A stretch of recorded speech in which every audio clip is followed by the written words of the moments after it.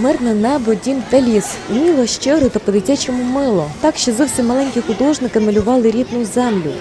Я малюю дерева, над яким буде герб.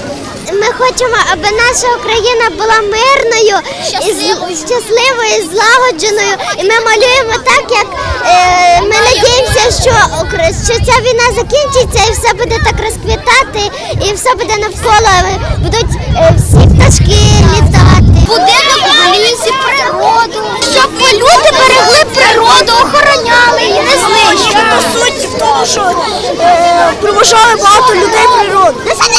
Це така суть.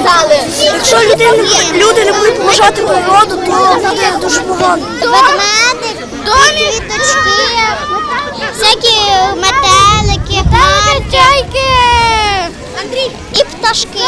Ми хотіли цим показати кохання до рідної батьківщини і маленьку часточку свого життя в всій Україні. Україна є в серці кожного, що вона дуже важлива для нас. Рідна природа, рідна земля, рідна країна, але кожна дитина має своє бачення цього, в неї свій політ фантазій. І тому в рамках цієї теми можливі малюнки абсолютно різної тематики, але їх об'єднує одне – це рідна земля і наше ставлення до нашої природи, до нашої історії. Усі малюнки особливі і по-своєму гарні, адже дитяча фантазія безмежна. Тому всіх діток нагородили солодкими та заохочувальними подарунками.